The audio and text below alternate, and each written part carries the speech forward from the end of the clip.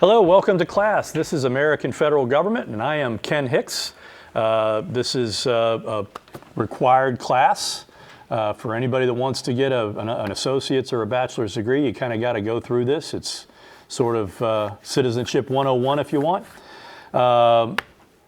This is the first time I've taught this class in a little while on TV. I missed last semester, but a lot has happened. So there's going to be a lot of stuff we're going to be able to talk about, pull current events in and try to understand how our government works, how our government doesn't work, how our government is changing. The first thing we're going to talk about, we're going to start talking about today, is the idea of, what is an American? What are the values that most Americans seem to embrace? So the main topics we're going to address today is what is politics? A lot of people, you say words like, oh, well, that's politics, right? But what does that really mean? What do we when we use the word politics, what does it really mean? Second, we're going to talk a little bit about government. There are a lot of people, a lot of Americans who seem to be convinced that we don't need government. I've got a friend of mine that calls me a statist all the time.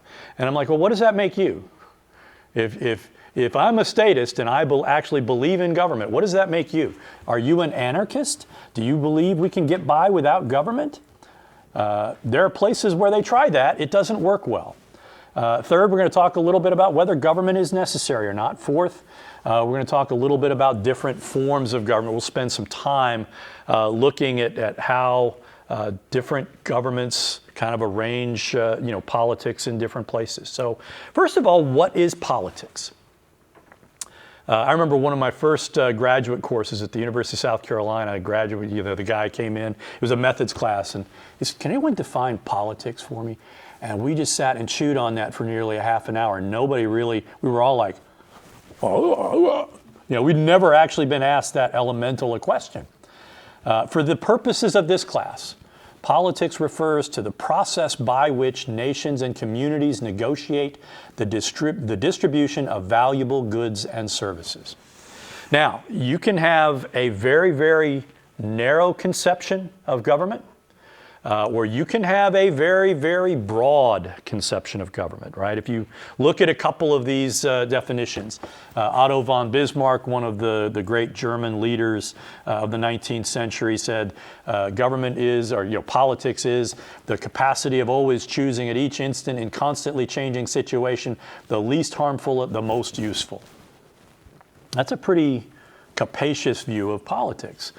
Bernard Crick, a political theorist, said it's a distinctive form of rule whereby people act together through institutionalized procedures to resolve differences. That's kind of abstract, right? It's hard to kind of wrap your mind around what he's really saying there. David Easton offers a more simplistic idea. Politics is the authoritative allocation of values for a society. Think about that one for a minute. The authoritative allocation of values. What does that mean? It means he thinks politics is what governments do to and for people, right? The most broad one is Harold Lasswell's, right? Politics is about who gets what, when, and how, right? It's pretty much, it's a grab bag. It's at pretty much anything. So what are the implications when we say politics is this? What are the implications? What are the implications of a very, very narrow definition of politics? If you define politics as stuff that governments do, what are you eliminating from the range of the political?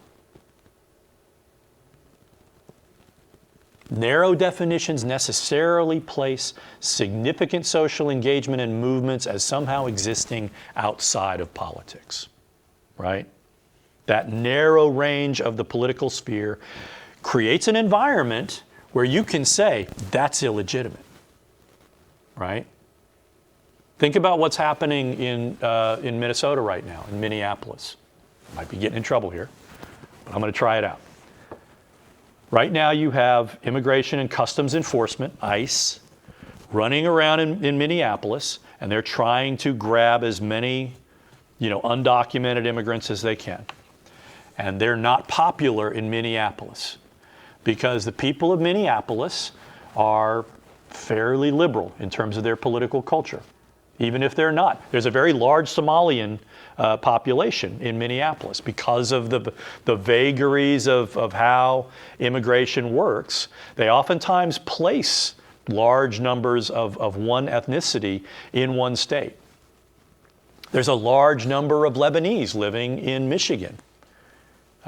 There's a large number of Somalis living in Minneapolis. There's a large number of Haitians living in Miami. That's just a short boat ride, right? But in Minneapolis, what are they doing? They're doing a lot of really aggressive stuff.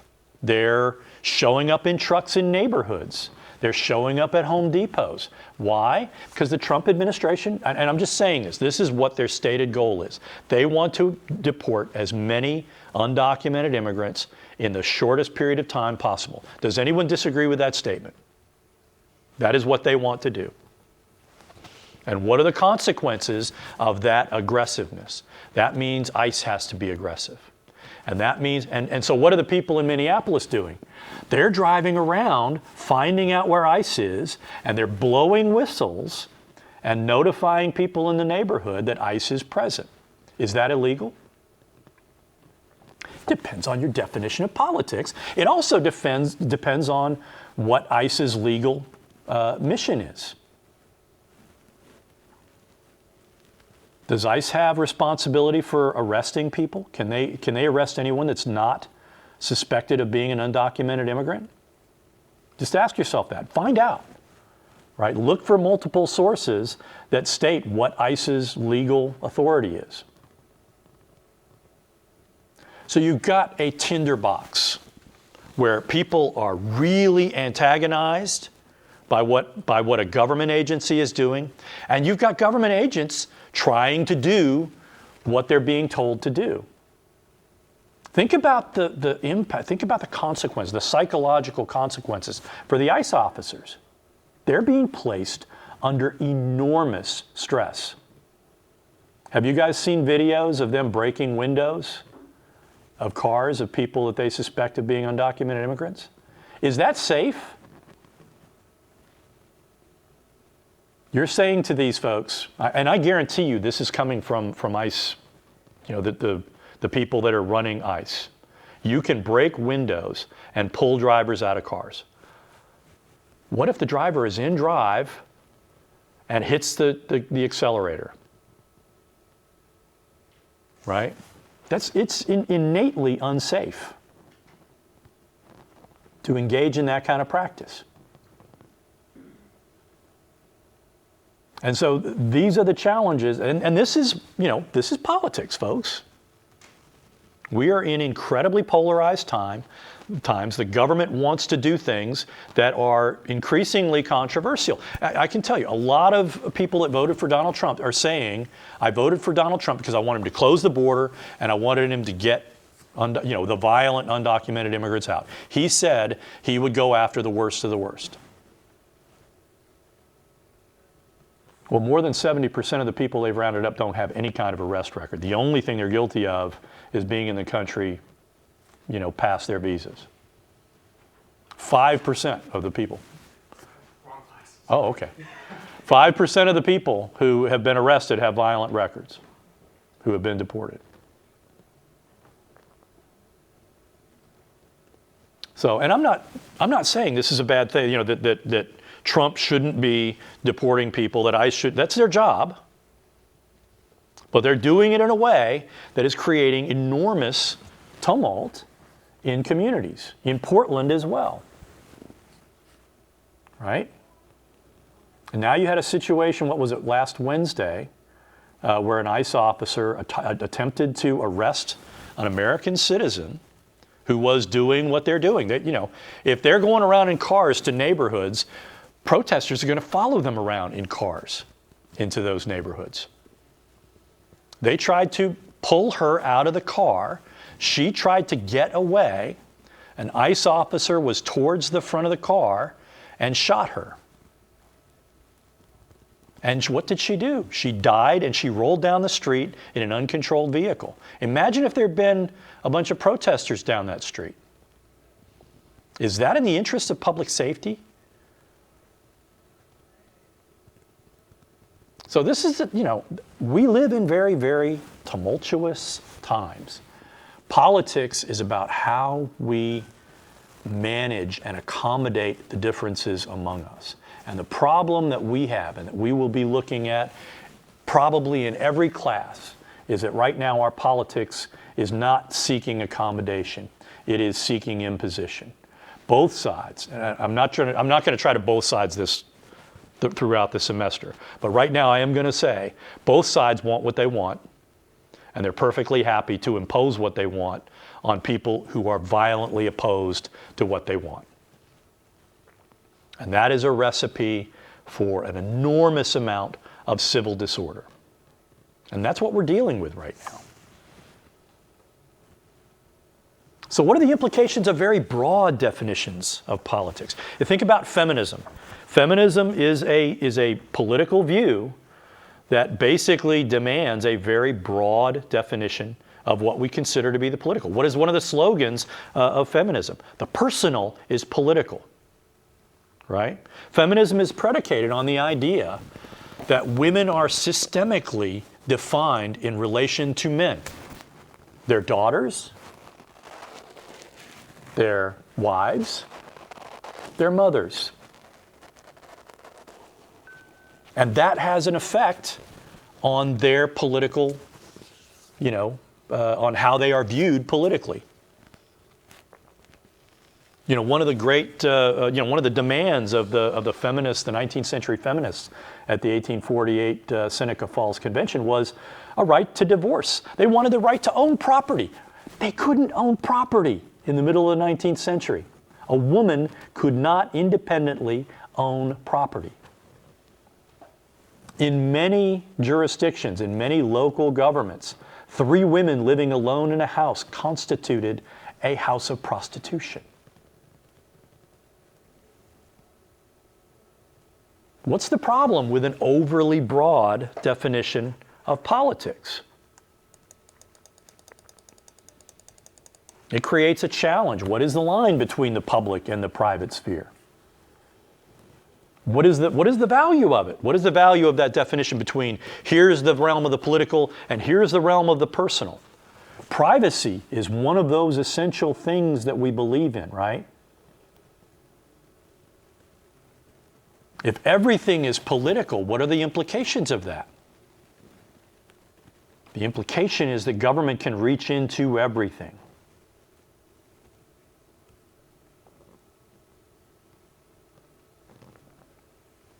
What about the implications for anti-political attitudes? There are a lot of Americans now that are evincing genuinely, kind of a pox on both your house kind of attitude, right?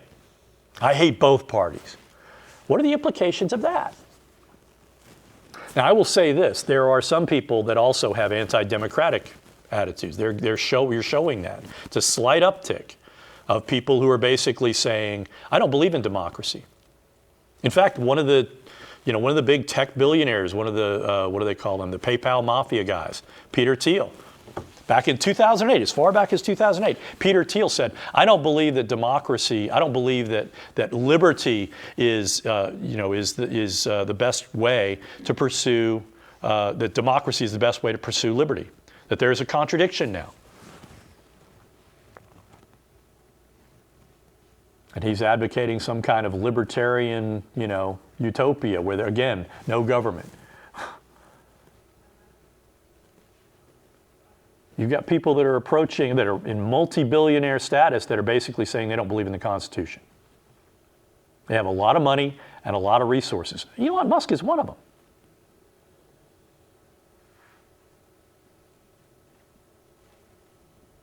But in point of fact, and I would say this, every country has a certain percentage of what I characterize as misanthropic voters. People that don't like people, who don't like humanity in general, and who evince genuinely perverse attitudes about politics.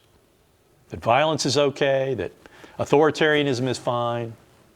Give me a strong leader anytime. Here in the United States, that's a fairly, what most social scientists would point to, they would say that's a fairly small percentage of the population. It's still scary when you see those attitudes. And the attitudes are overrepresented in social media, right? But what about the 38% of Americans that say, I just don't like I don't like the options I'm being given. I don't like Democrats. I don't like Republicans. What are the implications of that?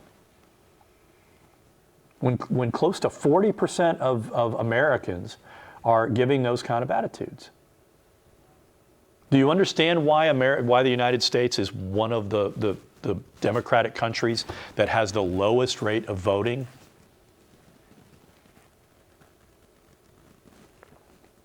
That's a problem, and it's something that, again, that is affecting our politics because a lot of people are just tuning out. What's another consequence of that? Those folks are also typically really low information voters. They don't pay attention. They don't watch the news. They don't read the news. And I will tell you, if you're getting your news off television, you're not well informed.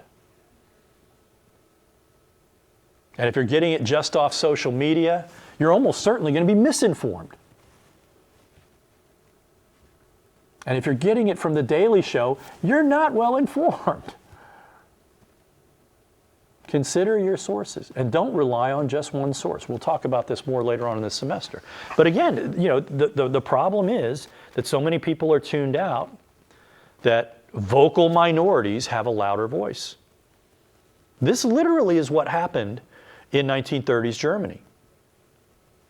Their government kept collapsing, and more strident people, I just want the trains to run on time. Yes, I'll support the Nazis, and the next thing you know, Hitler is dictator for life. And I would say this, people are like, oh, you're crazy, the United States could never be like Nazi Germany. No, we could be worse. We are a much larger country. We are much wealthier. We are much more powerful. And we are under the thrall of social media. So we are living in very dangerous times, and we'd better start paying attention. So what is government?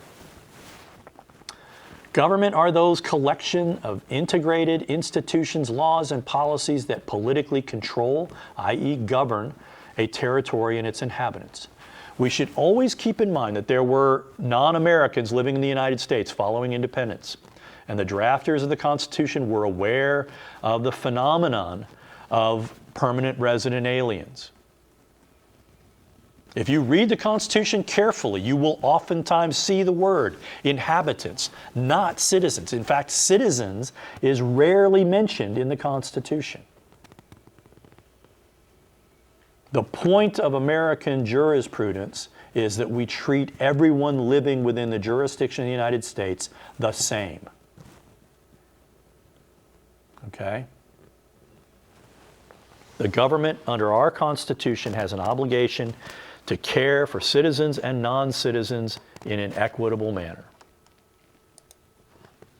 There are a lot of different shapes that government takes. Government can be, highly localized town hall meetings that are fairly informal and fairly spontaneous and fairly, not particularly institutionalized. Or it can be those very highly formalized institutions of government like Congress, where there are enormous buildings. Think about, have any of you been to Washington, D.C. and seen the Capitol building? It is a monument. It is not just a place where they work. In fact, they don't do much work at the Capitol. They do most of their work at the congressional buildings that are kind of ringing the Capitol. And they have underground tunnels that take them into the Capitol. They do the formal things like voting and being interviewed on CNN at the Capitol because it makes an awesome backdrop. But the point of saying that an institution has this monumental feature to it, it gives it that sense of permanence. But the permanence is only the permanence that we give it. Okay? I want all of you to go to Washington, D.C. one day because you will get a sense of the magnificence of American politics. I mean, the Washington Monument, all those monuments, they are designed to intimidate foreigners and to awe the people who come from other parts of the country. But it's a sad feature of our government right now that so many people evince such contempt for, Washington, D.C.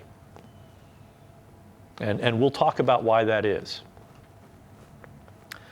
So there is an inherent difficulty in establishing a government that can last. Our government has lasted since 1878, when we ratified this Constitution. That's a long time for most governments.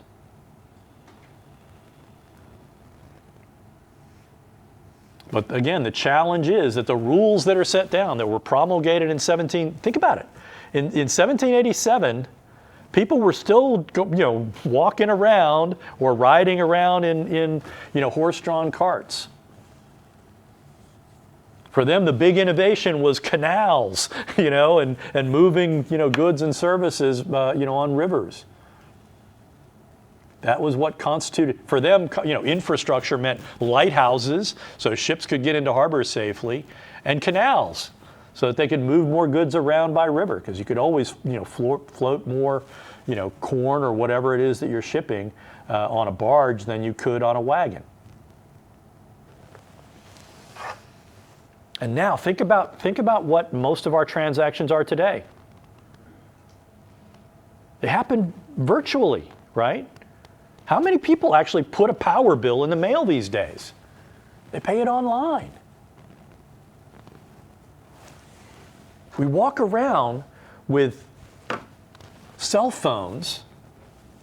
I shouldn't show it because I'd be branding it or whatever. We walk around with cell phones that have more computing powers than the computers that sent us to the moon in the 1960s. The challenge of government is always about accountability. How do you establish a government that aligns with the core values of American citizens? While most Americans believe in the core concepts of American democracy, they interpret them very differently, right? And the problem is often what I describe in this bullet point as democracy for me, but not for thee, right? When the Affordable Care Act was being debated, most of you were probably almost not yet born, but when that was being debated, there were a lot of people that were really mad about it, and there were people that were running around with signs, "Keep your government hands off my Medicare." And critics of that were like, "That's a government program. What are you talking about?" And no, that was not what they meant. What those folks meant was, I earned Medicare. I deserve Medicare. I don't want those undeserving others to have access to Medicare. That's the challenge of politics, right? How do we distribute these valuable things like Medicare?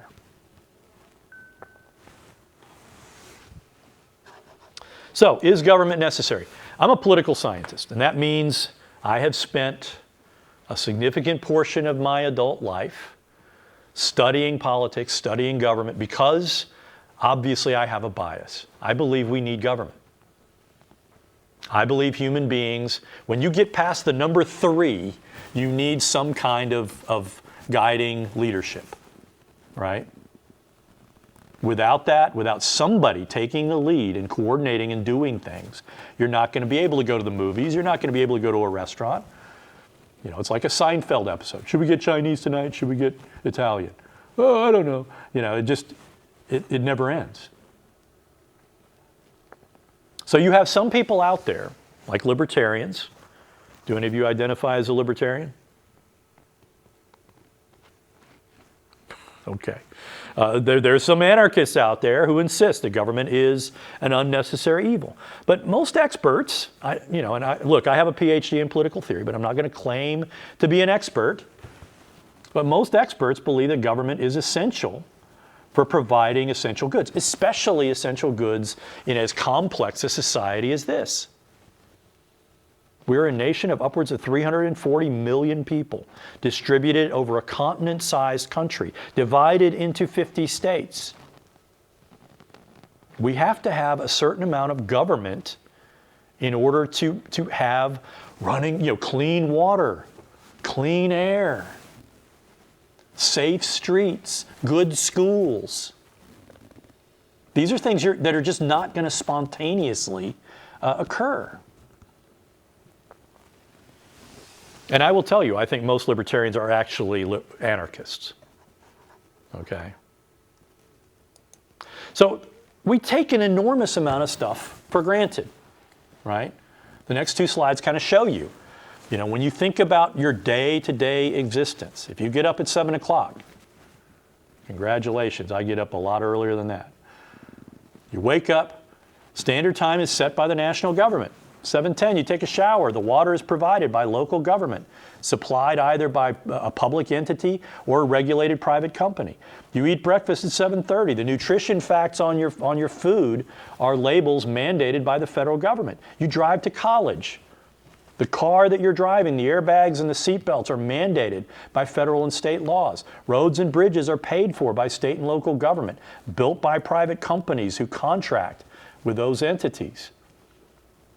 You arrive on a campus like RSU. This is a public university. That means a considerable portion of our funding is coming from the state government. 70% of the buildings are financed by state taxpayers. Public access for the handicapped is mandated by, the Americans with Disabilities Act. That's why there's an elevator in every one of these buildings that has 2 stories. And believe me, several of these buildings were not set up for elevators. If you go to Markham Hall, they literally had to construct an external thing and stick an elevator in it to get an elevator into that building. Your first class, Chem 101, the tuition is partially paid for by federal grants. More than half of the cost of university instruction is paid for by taxpayers. The chemistry lab is paid with grants from the National Science Foundation and smaller grants from private corporations that are made possible by federal tax deductions that make it, that give an incentive to those companies to do that. You eat lunch at a college cafeteria over, what's the name of the building there where the cafeteria is? Yeah, it's okay. It's okay. But again, the cafeteria is financed by a state dormitory authority on land grant from the Department of Agriculture.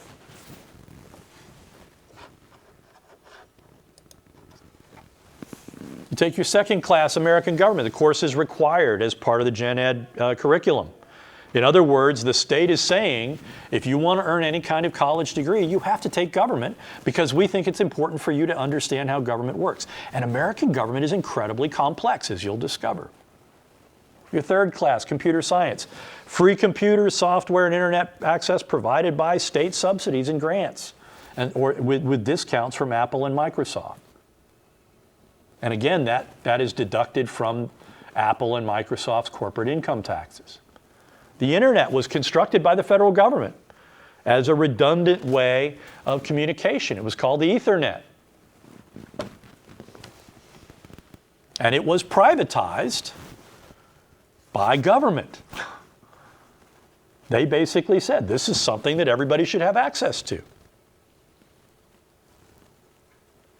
You go to your job at a campus library, the minimum wage is set by federal, state, and local governments. When's the last time Oklahoma raised their minimum wage? It's been a while.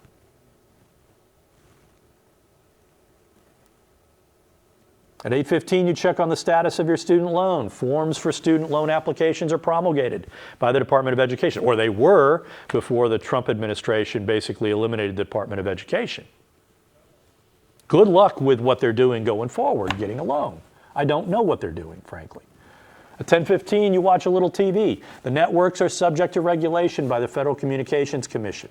Cable public access channels are required by municipal law so that if there's a tornado in the area, you could be alerted.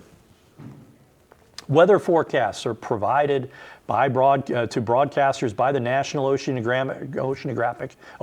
and Atmospheric Administration, NOAA, which they've cut here in a state where we have a lot of tornadoes.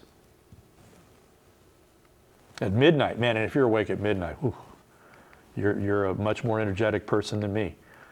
If you get up at 5:40, you're not awake at midnight. I can tell you that. Trash is collected by the local government, financed by user fees. That's a lot of governing that we take for granted because it works for the most part and we just ignore it, right? So is politics necessary? I'm a political theorist by training, and I can tell you there was this tick in 19th century thinking that existed both on the far right and the far left. There was this, what I call a Seinfeld yada yada effect, where people would say, this and this and this is going to happen, and then no more politics. We will live in a perfect world. It will be a utopia. All needs will be met, and no one will have to ever argue about anything. That's utopian thinking right there. Because I believe that any world in which human beings are in it are going to have conflict. Okay? We're going to have people that disagree on how things should be done. For everyone who thinks Donald Trump running into Venezuela and kidnapping Nicolas Maduro was a great idea, there are people who are going to say, okay, you've kidnapped the head of a foreign country, but left the government in place. What could go wrong? You think American oil companies are going to go in and modernize Venezuela's oil infrastructure, which means their electrical grid, their roads, their pump jacks, everything else, could cost upwards of $100 billion. And you think the oil companies are going to do that and pay for that, and you'll reimburse them, when oil is $60 a barrel. They're not making money from pumping oil right now if oil is only $60 a barrel. They don't want more oil on the marketplace right now. Great idea, right? So you have these fantasies of a stateless world. It's very common in certain corners of American political thought. But this idea of a post-political, orderless world only appear feasible when you stipulate that much of what government does could be achieved by other means. Think about firefighters. We used to do this. There used to be private fire companies. They would set the fires to make money. They would have brawls over fires to see who would get to put the fire out. That's the reason why we now have, the municipal governments and everybody else do fire protection. To take it out of the realm of private incentive. Think about how perverse it is to say, I'm going to form a company that's going to put out fires. Do you not have incentives to start fires? To create work for yourself if you go a period of time where there are no fires? Examples of statelessness exist. They exist in those parts of the global south that are actually low tax paradise. Nobody pays any taxes because there's no effective government. But what you effectively have are robber barons and warlords that take from people and rely on corruption.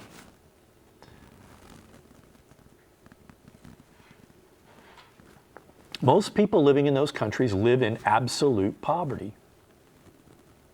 And they lack basic public services. They don't have clean water. They don't have electricity. They don't have safe roads, let alone schools or hospitals. Do you really want to live there? Effective politics requires stable political institutions, and it requires people who believe in the value of government and in the rule of law. We're struggling with those concepts right now. What are political institutions? Political institutions are, again, they create, enforce, and apply the laws. Some institutions reflect the formal shape of government. Again, we have the first three sections of the Constitution. They create the legislature, they create the executive, they create the judiciary. Those are the formal institutions of government. There are a lot of what we call intermediary institutions of government as well that are actually almost as important. Interest groups help people kind of assemble, identify their interests, and work to change things in ways that help them. The media is protected by the First Amendment for a reason. We need political information. We need accurate political information. Political parties exist in order to, again, aggregate interests. Without those institutions, a lot of Americans have a great deal of difficulty understanding what's happening around them. Because again, this is an enormous, complex society. And people are really good at arguing. You know, if you look at most politicians, they will tell you you should vote for them because they'll fight for you. Not all of them are going to fight for you, though. Some of them are going to fight for the person that gives them the most money to run for re-election. Because every politician's prime directive is what? Winning re-election. Think about the media. Think about just how I've seen people these days that are basically saying, I don't think that the Washington Post, the New York Times, the Christian Science Monitor, I think they're all the same. I think they're all corporate media. I think they're propaganda. Okay, where do you get your news? Fox News. Do you imagine that Fox News is not corporately owned and is not trying to capture an audience by selling a very particular ideological interpretation of the news?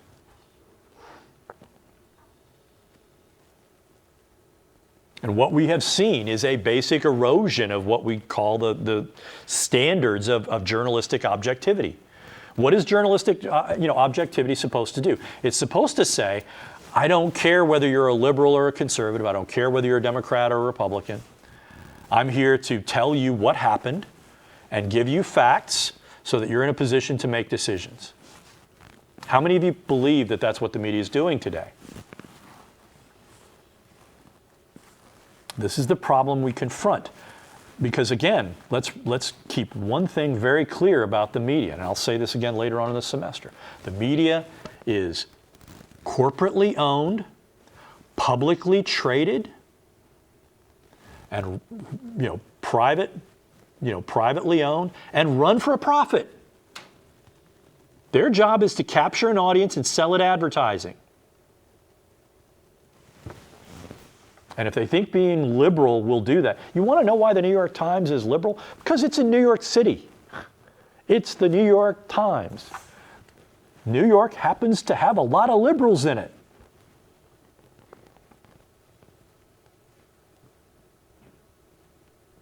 And again, it's the same thing with Fox.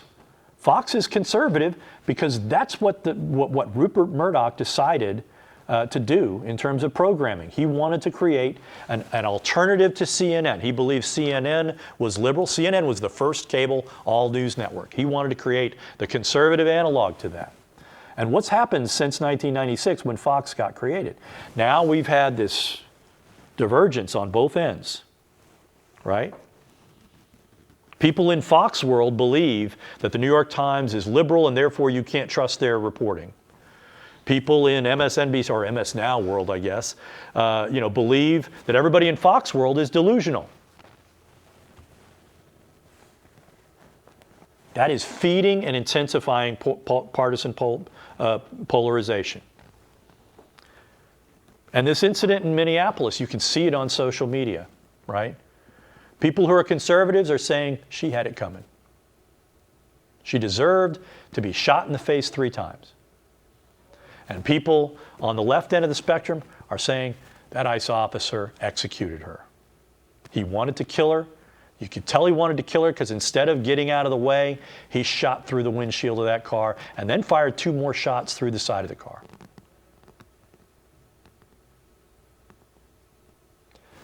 And you are not getting people to come to the center on that. They are not interested. And that kind of polarization, when it comes to basic facts, this is why we shouldn't be adjudicating these kinds of things in public. This should be in a court of law. That's where the facts are established. That's the whole point of the judicial system, is to say, here are the facts. Here are the facts that are admissible. Here are the facts that should be excluded. These are the facts that are relevant to whether that ICE officer's firing that weapon was lawful or not. That's not what we're getting right now. You've got three high-ranking members, the President of the United States, the Vice President, the Secretary of the Department of Homeland Security, have basically exonerated that officer. And you've got people in Minneapolis, the mayor of Minneapolis, saying it was murder. Is there a place to come in the center? And it's the same on the issue of abortion. There is no center ground. There is imposition, and then there are people that are pissed off because what's happening in their view, is a fundamental violation of their values.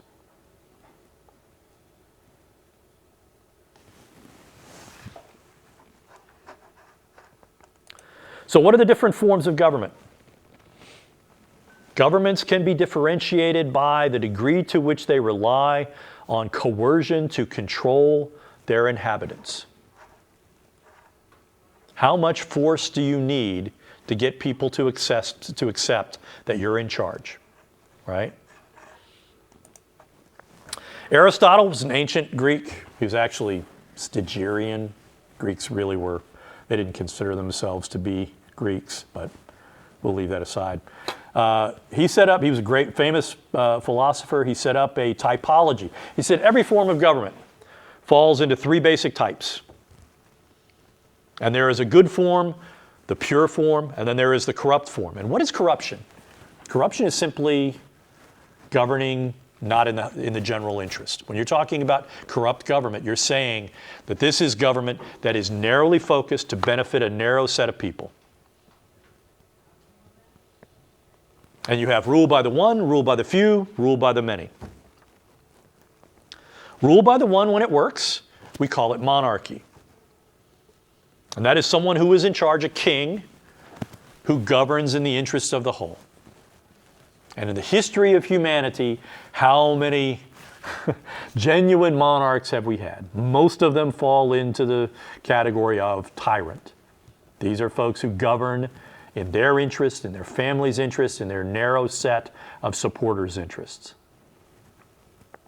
Rule by the few is aristocracy. And this is, the great families. So, for example, early in Roman history, the 9 founding tribes of Rome, basically had a play in running everything. The aristoi in Greek meant rule by the best. How often did that actually happen? Not very often. More often than not, those ruling families found a way to benefit themselves and to siphon off resources from the whole community. Those are called oligarchies. Rule by the many. Aristotle thought that democracy was actually a bad way of governing. In Greek, demos meant the mass. Kratein meant to rule. And he felt like that meant rule by the poor. And the poor don't govern well. Why, according to Aristotle? Because they are envious. Because they will attack the wealthy because of their wealth. They will soak the rich with exorbitant taxes. They will actually harm the political community. For Aristotle, the best form was polity, which today we think of as a republic. Okay? Polity for him meant you had elements of rule by the one, rule by the few, and rule by the many. What effect does that have? It creates a kind of pluralistic government where there are counterbalancing forces that prevent selfishness from overwhelming the political system. Again, in Latin, res publica, what does it mean? It means the public thing, right? A public affair. So who governs? In an autocracy, we're basically looking at a form of government that is dominated by a single person, a king, a queen, a dictator, etc. An oligarchy is, today, it's a form of government in which you have a small group of people, typically landowners. In Venezuela, for much of its history, it was a kind of oligarchy.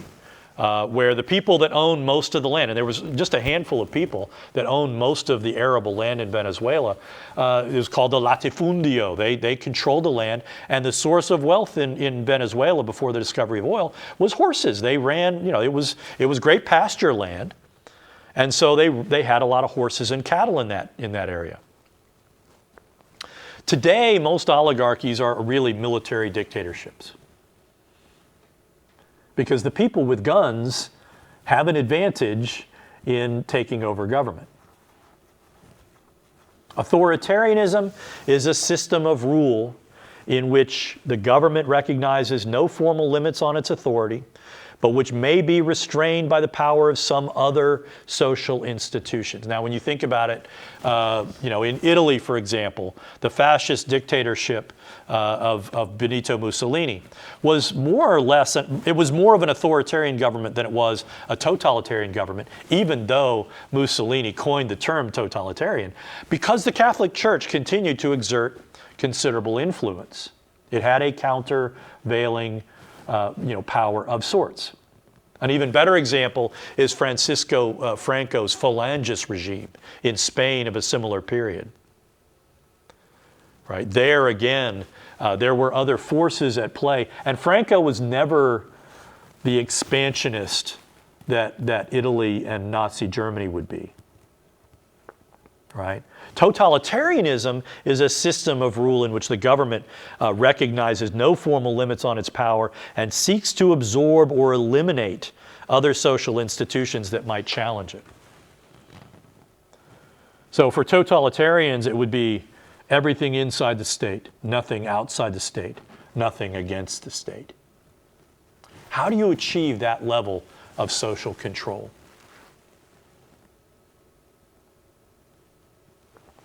What are the elements what are the government, what formal institutions do you have in place, do you have to have in place to exert that level of control?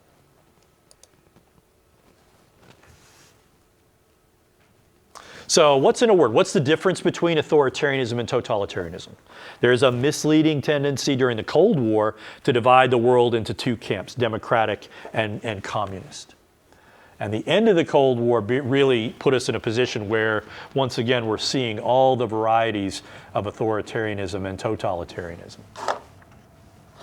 But authoritarianism, again, is, Amos Perlmutter says, he's a great political scientist from the 20th century, the rule by the few in the name of the many. Juan Linz, another great political theorist, Spanish social scientist and political theorist. One quality of authoritarian regime that all authoritarian regimes possess is limited pluralism. Again, this idea that there's very little that can counter what the state is doing. Think about what's happening in Iran today, right? They have clamped down on that state for since 1979. Religious police all over the place. People, women being beaten if they don't wear their burqas, if they don't have complete head coverings, if they're not attended by a male family member. And now it's hitting the fan now, because Israel and the United States has bombed their nuclear facilities. Their military has been attrited significantly. And their authority over their population is rapidly eroding. They've killed 500 people over the last 2 weeks, and there's still massive street protests. Which is another important feature of most authoritarian regimes. They're innately fragile. The ability of an authoritarian regime to hold on to its power rests in its ability to coerce its population. If it's not prepared to kill as many people as now, this is what happened during the Syrian civil war, which really began in, 2008. It began because Sunni farmers were mad that that Shiites and Alawites were getting farm subsidies and they weren't. They took to the streets, and the Syrians were just, the regime of Assad was just shooting people down. And that sparked a civil war, which eventually the Sunnis have now prevailed. And now they're engaged in a war against the Kurds and against the Shiites to suppress the rest of the country and assert control over the entire country.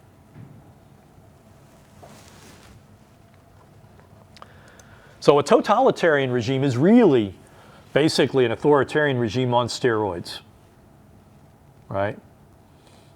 These are regimes that have successfully suppressed any rival sources of authority. Think China, think Russia, right? Russia had a brief period where, the Cold War ended, they're going to move in a democratic direction. Not so much. Because Russians don't have a lot of experience with democracy. But they do have a lot of experience with corruption. And that's what Putin was able, in the early 2000s, to take advantage of. And whenever somebody came up that grabbed a large audience and looked like they could win an election against Putin, remember, authoritarians are not afraid of elections, they're afraid of fair elections.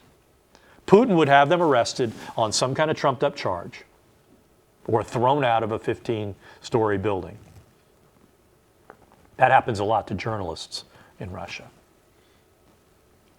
An important component of just about all totalitarian societies is this idea of a cult of personality. Have you ever heard of a cult of personality? It's basically this idea. It's a public relations thing on, to the nth degree, where this person is infallible, this person is all-seeing, all-knowing. When we think about a cult of personality from the 20th century, we think about people like Hitler, like Stalin, like Mao Zedong in China. I'll ask you a question. Is Trump attempting to create a cult of personality around himself? Through social media, when he tweets, all these incessant social media tweets about him, wearing a crown and a king's robe, with all these foreign, he wants the Panama Canal. He's claiming now that he is the owner of Venezuela. He's running Venezuela from the White House, according to him. He wants Greenland. Why? Why does anyone want Greenland? I understand why you'd want to have military installations there. Control of the Arctic is going to be a big thing. Why does he want Canada? He's saying it's going to be the 51st state. Well, first of all, it's bigger than the United States. It's got its own states, its own provinces. There's 30 million people plus in Canada, and the most conservative of them would not vote for Republicans. What would be the consequence of taking over Canada? What would be the point? But yet, he keeps saying these things. Why? What is the point?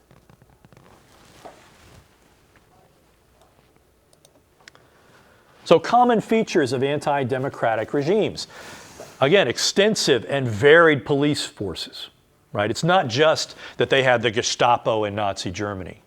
They had other rival, secret police.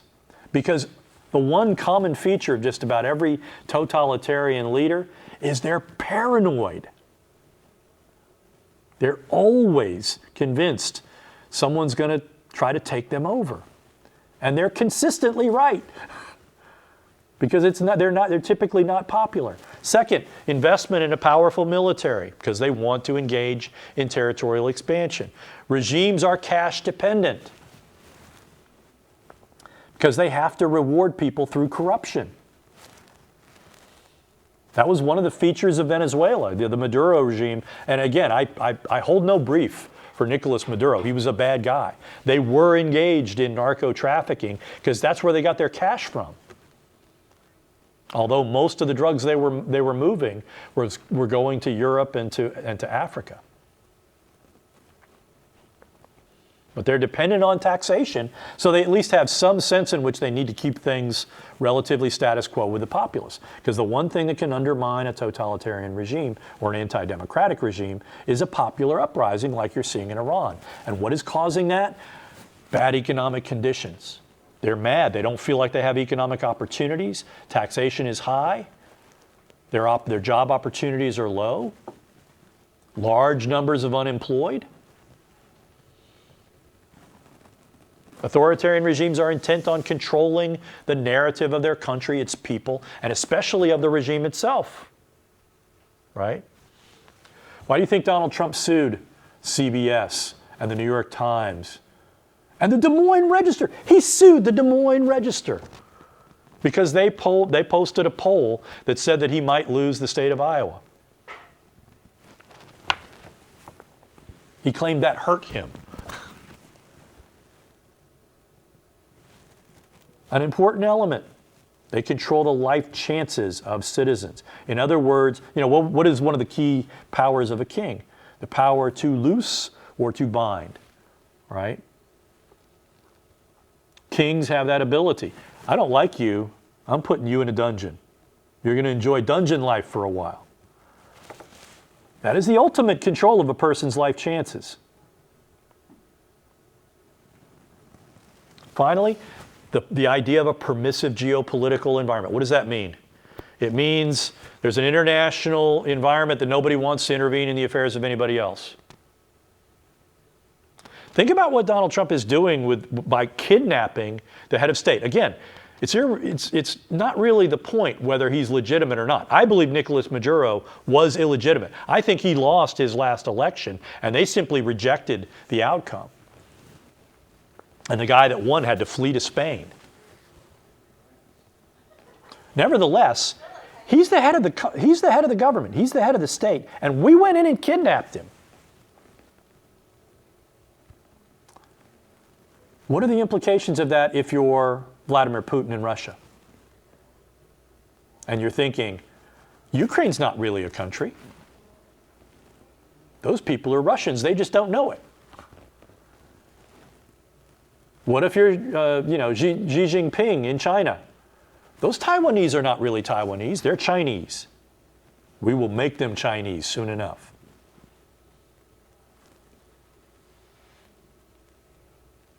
We're now in an international environment that is increasingly governed by the idea that might makes right.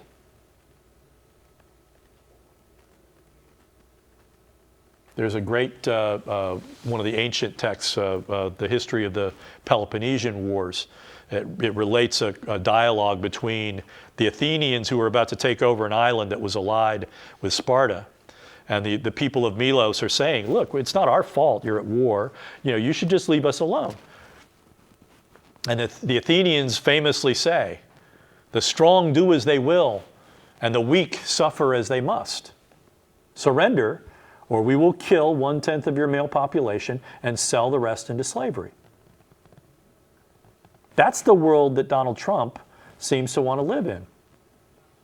That's the implication of his interpretation of the Monroe Doctrine, which is, if we don't like what our neighbors are doing, we'll displace their government and put people in that we like, regardless of what the public thinks, of what the Venezuelan or Cuban public think.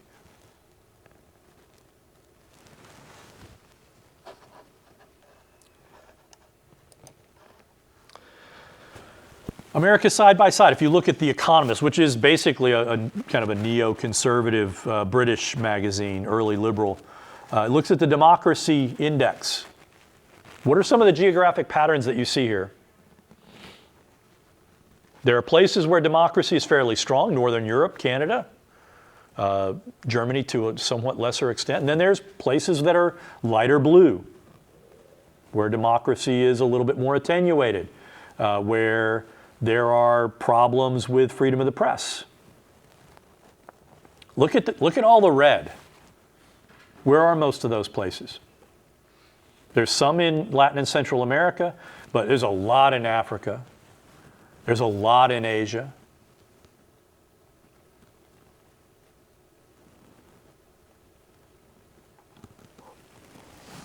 What separates a full democracy from a flawed democracy? If you think of the strongest, those Northern European countries, what is it? Denmark, Scandinavia, Finland, Sweden. What differentiates them? Relatively small. Sweden has a population of around 10 million people, and it's a very large territory. It's the size of California. Awesome educational systems. Finland arguably has the best educational system in the world. You don't get to be a teacher unless you've got a master's degree. And unless you're in a position to actually use your classroom experience to do research that helps other educators. Why is that? Look at where Finland is on this map. Look at where its border is. It's got an 800-mile long border with Russia. In fact, Russia took large portions of Finland during World War II and fought a war with Finland before World War II that cost them 1 million. One of the reasons why Finland stayed independent was they killed 1 million Russians, 1 million Red Army people when they tried to roll in and take over. Finland's really good at fighting in the snow.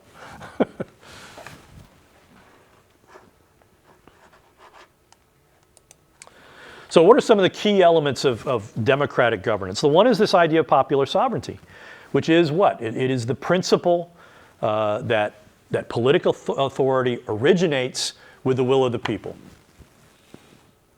right? Donald Trump is president because he won the most votes and because that expresses the idea of popular sovereignty, that more people wanted what he was selling than his rival did. Whether you like it or not, he is the legitimate president of the United States. Whether you agree with what he's doing, that can be a separate matter. Democracy itself is a system that permits citizens to play a role in the process, either through voting or through protest, like the people of Minneapolis. They have a right to protest. Do they have a right to impede ICE officers? I would say no. But again, there is a line between impediment and harassment, right? Blowing whistles at ICE officers and telling them to go home is different than actually, standing in the way and preventing them from doing what they're doing, unless what they're doing is unlawful. Which again, where do we determine whether ICE is behaving unlawfully or not? That's in the courts. The courts decide these things. Constitutional government. What's the point of a constitution? It's a rule book, right? It's basically like the rules of any game. Have any of you played team sports? There's rules, right? With football, you're not supposed to line up 3 yards offside. You don't get a running start from the line of scrimmage. Now, that's the Canadian way of doing it, right? There are certain rules. You're not allowed to tackle a guy when they're trying to catch a football before the ball gets there. There's rules. And then there's all those blurry lines about how those rules are interpreted. But the rules exist for a reason. They constrain governmental action, right? You cannot tell someone because they are a particular religious sect that their religion is somehow illegal. Think about what's happening in Broken Arrow today. People are protesting the establishment of a Muslim learning center. Now, if that law or whatever, the resolution that the member of the Oklahoma legislature passed is simply about saying that Sharia law is not supreme to U.S. law, that's one thing. There's a lot of stuff that Muslims do that I disagree with. But simply saying you can't have a Muslim learning center because you're a Christian and you don't like Muslims, you get to say they can't build a Muslim learning center? If they can buy the land and they can build the building, they can have a Muslim learning center, can't they? Is that not part of the First Amendment? Does it not say that you have the right to freedom of religious expression, so long as that freedom of expression doesn't violate any laws? This is the challenge of living in an open society when people that have sometimes illiberal beliefs come to live here. And what do we have to do about it? It's about politics. How do we accommodate these differences?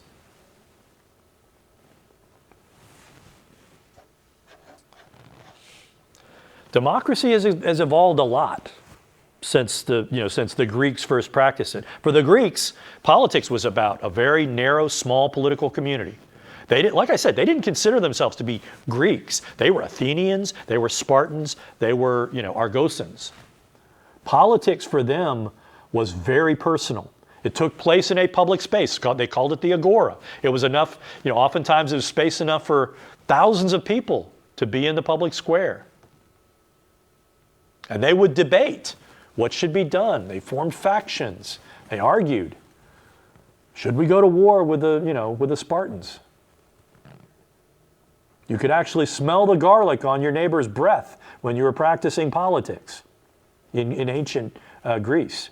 Is that form of politics realistic to today for us, for any place? We got 340 million people. There's too many people and too much space.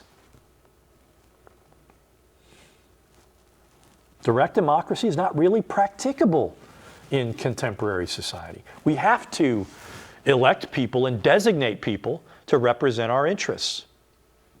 And we have to hope that Americans make wise decisions. That's one of the problems we have, right? On the left, people complain that you elect people like Lauren Boebert and Marjorie Taylor Greene that say crazy things. And on the right, people say you elect representatives like Alexandria Ocasio-Cortez and Ilhan Omar that say to them crazy things. We don't trust you people. Trust is a necessary feature of democratic politics. So what are the elements of democracy? You have to have commitment to rule of law. People who are making the rules and people who are executing the policies have to be willing to be constrained by the laws that they create. We have to have free and fair elections where everybody's vote counts and counts equally. We have to have democratic accountability, where if you do things that genuinely antagonize the people, you are exposed to the public for a vote, where they can say, I really don't like what you did. I honestly believe that the 2020 election, it wasn't about Joe Biden. It was about Donald Trump. It was a retrospective vote by 80-something million Americans saying, I don't like the way you handled this. You have to have an independent media. You have to have a media that is willing to speak truth to power. And you have to be committed to equal treatment under the law. That relates to this idea of trust.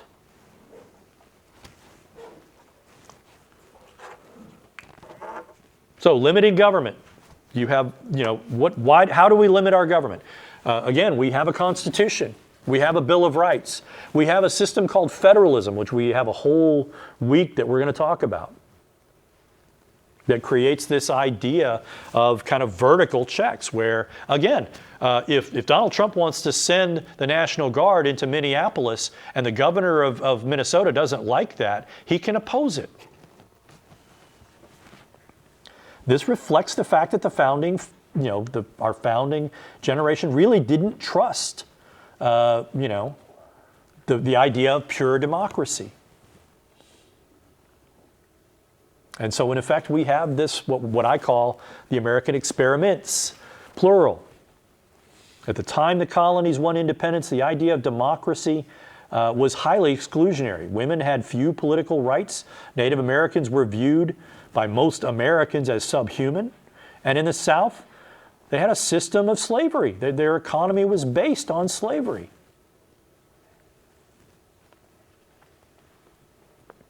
We have gradually over time moved in a more democratic direction. And some people would say we've become too democratic. Some people have said that republics can die from an excess of democracy. I don't necessarily always agree with that, but I think there's a point to be made. So in the United States, most people would say we live in a democracy. And again, the framers rejected the idea of direct democracy, but they included the principles of majority rule with also the provision of minority rights.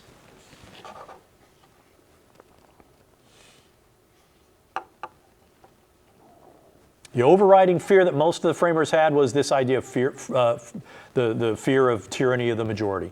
that passionate majorities could impose on minorities in ways that would be harmful to them. James Madison famously said, "Liberty is to faction as air is to fire." And we'll talk more about that when we get to interest groups.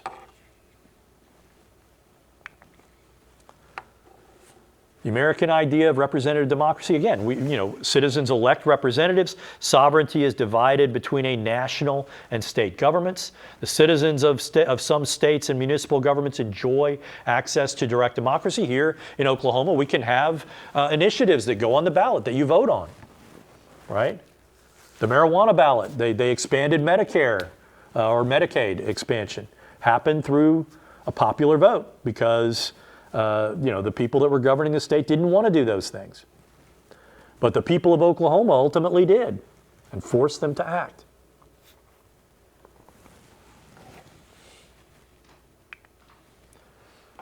This will be the last slide. Participation in government is how people have a say in what happens. You earn power through participation. And I'd say it's more than that. It's informed participation. When you cast a vote where you actually know the issues fully and you know where your interests lie, that is where you are acting in the most efficacious way. And there are a lot of different forms of participation as we're learning, right? Anywhere from voting to contributing money to candidates, to contributing money to causes, to taking to the streets to protest actions you believe are illegitimate, to storming the Capitol. So we've really run the gamut in recent years in terms of how we participate. And too many Americans are frankly apathetic. They don't care. They're tuned out. Again, this a pox on both your houses problem that really makes it hard to govern, and it creates room for extremism. And I'm very hopeful that this generation will figure out how to manage this, the challenges that social media is presenting, because I really think that social media is kind of an accelerant to all of the challenges that we're confronting. Too many people are allowing, they're marinating in all this pathos that social media produces. And it's causing them to think really ugly thoughts. That it's okay to kill other Americans because she happens to be a lesbian, right? That's wrong. Or kill Charlie Kirk because, he has values that I don't agree with. Killing people's never okay. We should never be all right with that. It should always horrify us. So, I'm going to close on that note. When we come back, we're going to continue discussing, Americans and American political values. For those of you in the classroom, we'll talk a little bit as soon as the TV airs. So, I will see you next time. Okay, what are your names? Each of you.